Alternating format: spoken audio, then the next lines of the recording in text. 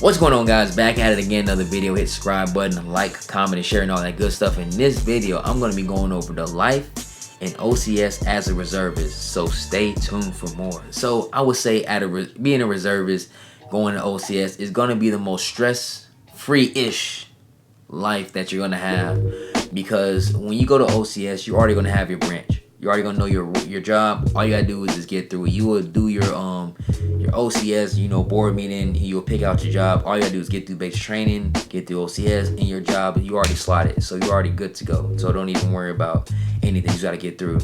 I would say once you're in OCS, I would say a couple things kind of change out, and it's also company dependent.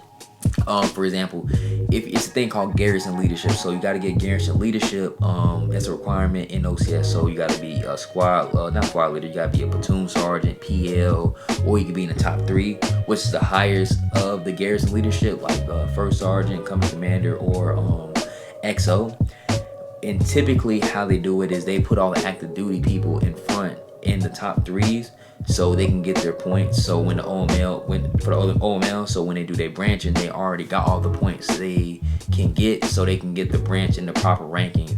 So typically during the branching period, you're typically probably gonna be on the bottom on the OML, not because you wasn't successful, it's because all your points haven't registered in. So it's kind of, so if it's 150 people, you're probably gonna be like at 100 or something like that, unless you just maxed out everything. You probably still be like maybe like 40, or you know what I'm saying. So because you haven't got everything, you gotta give everybody the branch.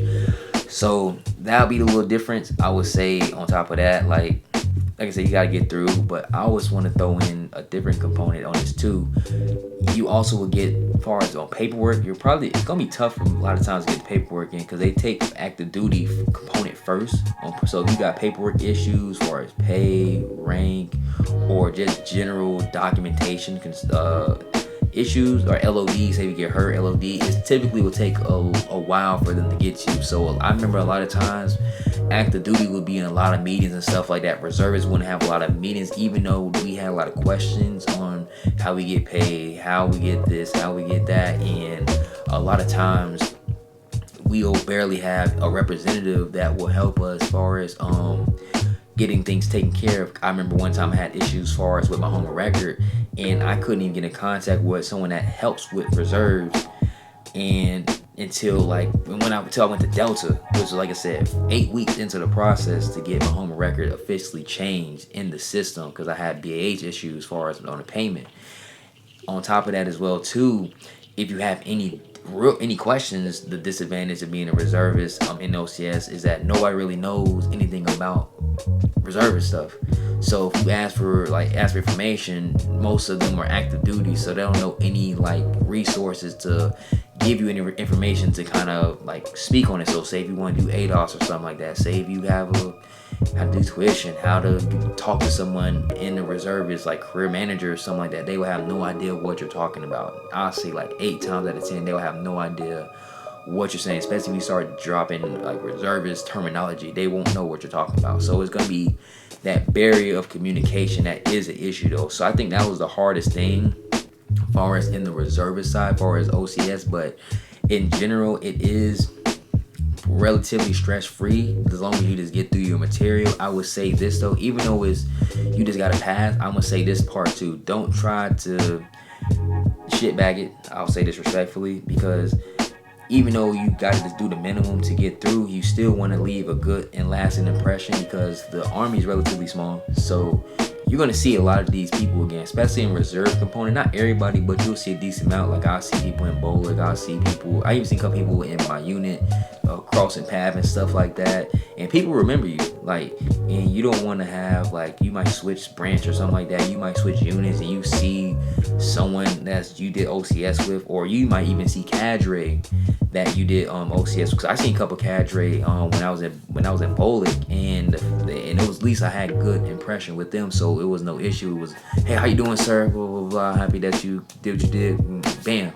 But you don't want to be in a situation where you did something real Jackie or trash at OCS, and then you kind of still have that same mannerism, it's going to give a bad impression on them out, because people don't remember what you do, they remember how you make them feel.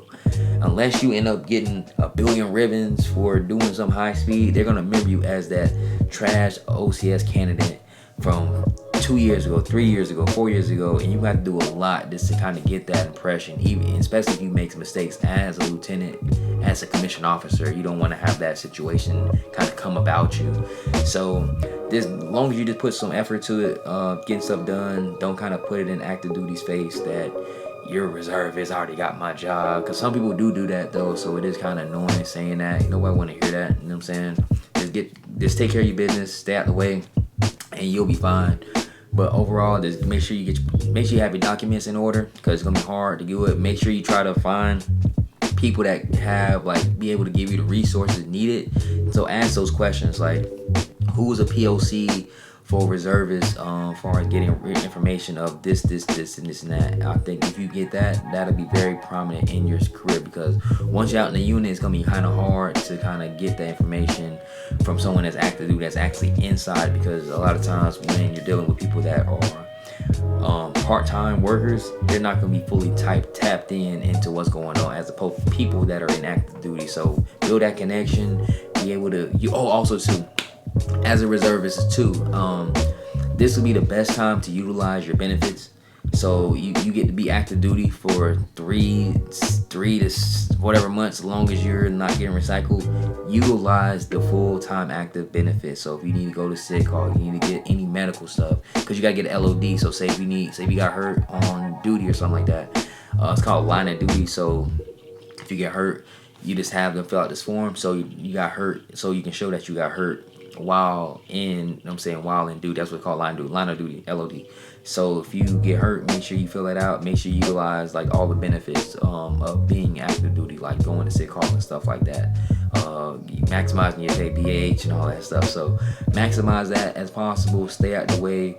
Don't get in trouble. You don't want to get recycled or dismissed and end up being unlisted. Not saying nothing wrong with being enlisted, but you came there for a purpose. So keep your head up tight. It's probably one of the more stress-free interactions that you have in comparison to active duty, but it's still a lot of work to do. So it's not easy. You still got to put that work in as well too. So let me know what you guys think. If you guys are reservists and still have any more questions, put in the comments or whatever, and I'll see if someone else will help you out, or I'll probably answer it directly. So hit the subscribe button. I'm out.